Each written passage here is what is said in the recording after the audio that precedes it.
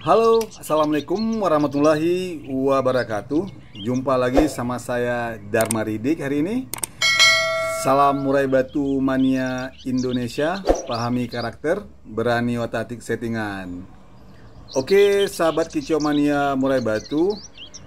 Nah, hari ini kita akan membahas kenapa dan solusi murai batu kurang ngotot di lapangan.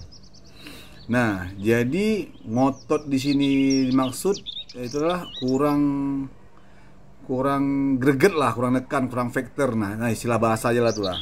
Jadi kenapa dan solusi murai batu kurang ngotot di lapangan. Nah, ternyata salah satu kunci agar murai batu kita bisa bekerja maksimal, bisa membongkar isian dengan sempurna, itu adalah butuh ngotot. Butuh ya seperti kemarahan lah. Nah, seperti itulah lebih kurang. Nah, jadi kita sini akan bahas ini 9 ada 9 itu kenapa dan solusi murai batu kurang ngotot di lapangan. Nah, kita akan bahas lah, ada 9 yang sudah saya rangkum.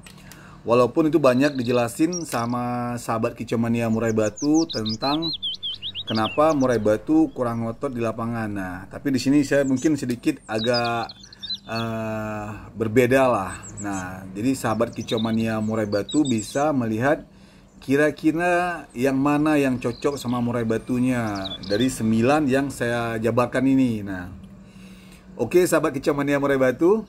Nah, jadi saya ada kisah sedikit sebelum masuk ke cerita kenapa dan solusi murai batu kurang ngotot di lapangan. Nah, saya ada satu kisah. Jadi sewaktu saya jadi pengandi lapangan lah. Nah, jadi saya pernah juri, pernah IP, pernah collab. Nah, jadi saya pernah jadi pengandi lapangan. Nah, jadi ada murai batu, itu salah satu murai batu terbaik. Itu saya lupa tuh, itu ada lebih kurang 62 gantangan. Kalau dulu mainnya dulu 62 gantangan murai batunya yang bertanding. Jadi ada satu IP, satu korlap, ada 6 juri. Nah, yang bertugas, yang mengawali atau menilai murai batu 62 gantangan. Nah, dulu. Nah, jadi ngotot sendiri itu dibutuhkan untuk murai batu kita di gantangan. Kenapa? Nah, pengalaman saya di lapangan itu begitu saya masuk ke lapangan, saya bisa lihat murai batu yang berpotensi juara, yang murai batu yang punya potensi kedepannya akan lebih bagus. Nah, ini kan awal, tengah, akhir. Nah, begitu awal murai batu itu kerja, digantungkan, ya murai batu gantung. Nah, waktu digantungkan, murai batu itu ngotot tampilnya. Nah, all out, istilah saya bilang all out lah, full kerjanya. Jadi awal saya masuk udah bilang nih, ini burung juara. Dan saya pastikan itu 85% nggak meleset. Kenapa? Karena rata-rata kebutuhan murai batu untuk membongkar isian bisa bermain di awal, tengah, akhir tuh butuh ngotot. Nah, walaupun ada beberapa murai batu awal ngotot, tengah kendor, akhir kendor. Awal ngotot, tengah ngotot, akhir kendor. Ada, bukan nggak ada. Tapi yang saya bahas hari inilah murai batu yang ngotot, all out, yang bisa juara. Nah, itu yang kita bahas. Jadi kenapa kita butuh ngotot untuk murai batu kita di lapangan. Nah, jadi tadi ada sahabat kita, Bang Rahmat Abang tadi cerita tentang murai batunya yang lambat panas. Nah, kita akan bahas lah nanti. Kenapa murai batu yang lambat panas atau tengah akhir baru bongkar isian atau akhir bongkar isian, kita akan bahas lah next. Nah, oke Bang Rahmat Abang, nanti kita bahas juga. Tapi ini karena ada 9 agak lama, maka saya nih masuk aja terus nih kenapa dan solusi murai batu kurang ngotot di lapangan. Nah, saya udah merangkum 9 faktor. Nah, kita akan bahas lah pelan-pelan. Anggaplah ini sharing untuk pemula murai batu, boleh ya simak lah, ini mungkin cocok ya dipakai. Untuk yang udah senior ya salam hormat aja lah. Oke. Nah, ada 9 faktor kenapa dan solusi murai batu kurang ngotot di lapangan. Nah, yang pertama adalah sering diadu. Nah, ada beberapa murai batu tuh yang pertama sering diadu. Jadi kita harus pahami karakter murai batu itu. Murai batu kita bisa kerja maksimal tuh di 2 minggu sekali, ada 3 minggu sekali, ada sebulan sekali, ada 2 bulan sekali. Nah, ada murai batu memang harus diadu seminggu 3 kali, ada seminggu sekali, ada. Nah, jadi kita memahami karakternya. Ternyata saya menempatkan di posisi pertama itu adalah murai batu kurang ngotot di lapangan tuh karena sering diadu. Jadi dia kurang ngototnya jadi dia. Kenapa? Udah sering lihat lawannya, sering tampil lawannya. Jadi karena karakter dia itu memang seperti itu, maka dia kurang ngotot di lapangan. Nah, itu harus diperhatikan untuk sahabat kicau mania murai batu. Nah, yang kedua adalah kurang tenaga atau power. Nah, kurang tenaga atau power itu juga mempengaruhi ngotot tidaknya murai batu kita di lapangan. Jadi harus perhatikan. Jadi tenaga power itu bisa dari perawatan, bisa dari extra podingnya. Nah, yang ketiga adalah kurang settingan kurang tepat. Nah, settingan yang ketiga nih, yang ketiga itu ada settingan kurang tepat. Nah, di situ kita harus perhatikan pengembunan, penjemuran, pengumbaran, extra podingnya, masa isolasi mandirinya, masa pingitannya, jadi min 3, min 2, min 1, hari H. Nah, kita harus perhatikan tuh. Jadi settingan kurang tepat itu juga akan mempengaruhi ngotot tidaknya murai batu kita di lapangan, sahabat kicau mania murai batu. Oke, yang kelima itu adalah lawan lebih gacor. Terkadang kenapa murai batu kita kurang ngotot? Kadang-kadang lawan di samping murai batu kita tuh lebih gacor atau lebih mapan atau lebih superior. Nah, jadi bukan kurang ngotot. Kadang-kadang memang ya lawan di sampingnya tuh ada yang lebih gacor. Nah, itu harus diperhatikan juga. Jadi bukan masalah settingan, bukan masalah sering diadu, bukan karena kurang tenaga atau power, memang lawan di lapangannya terlalu superior. Jadi dia kurang ngotot di lapangan. Nah, itu harus diperhatikan. Oke. Yang keenam adalah kondisi kurang fit. Nah, ternyata kita juga kenapa murai batu kita itu kurang ngotot di lapangan? Kita nggak memperhatikan kondisi murai batu kita di waktu di hari H. Mungkin di min 1 mungkin kondisi murai batu kita masih fit, masih bagus, masih on fire, kotorannya bagus, ya bagus semualah yang seperti kita pahami. Jadi begitu di hari H ternyata dia kurang fit karena faktor satu dari lain hal. Jadi begitu kita gantangkan, nah dia kurang ngotot di lapangan. Nah, itu harus diperhatikan juga untuk sahabat kicau mania murai batu, khususnya pemula lah. Oke. Nah, yang ketujuh itu adalah umur murai batu yang belum mapan.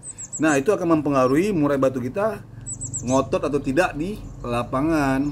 Jadi pastikan murai batu kita kalau main di kelas pastol ya kelas pastol lah, jangan main di kelas senior lah. Ya.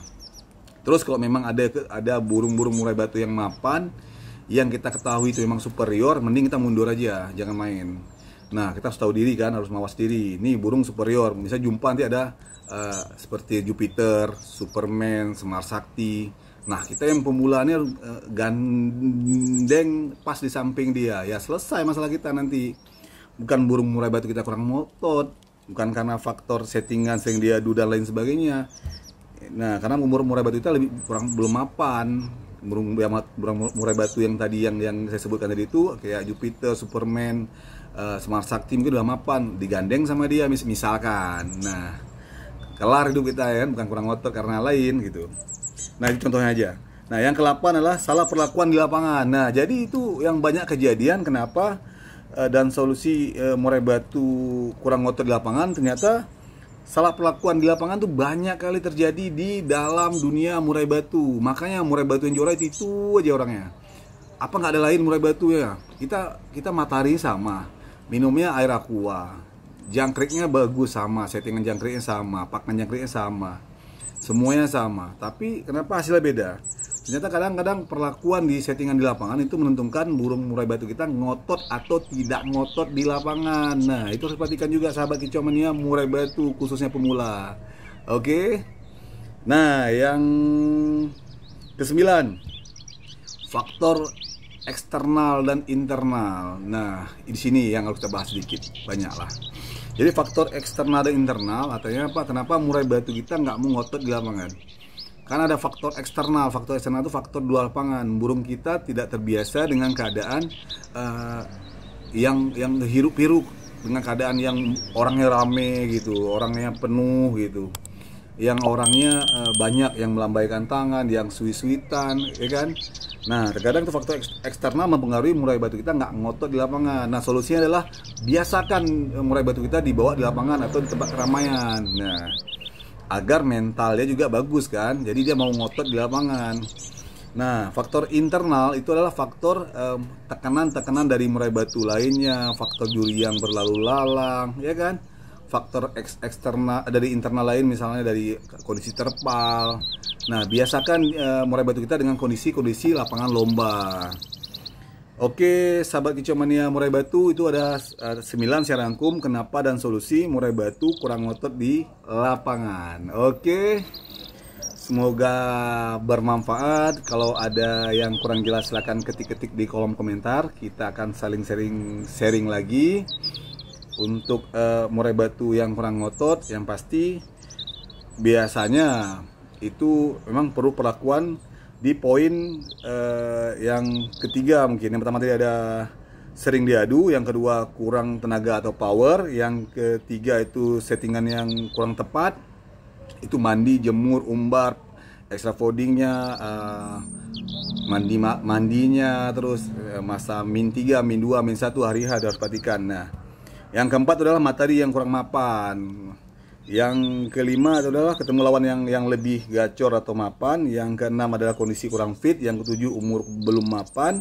Yang kedelapan adalah salah perlakuan di lapangan. Yang kesembilan adalah faktor internal dan eksternal. Nah, kita udah bahas. Oke, sahabat Kicau Mania murai batu, semoga ini bermanfaat. Segitu dulu dari saya, Dharma Didik. Salam murai batu mania Indonesia, pahami karakter, berani otak-atik settingan. Wassalam. Assalamualaikum warahmatullahi wabarakatuh.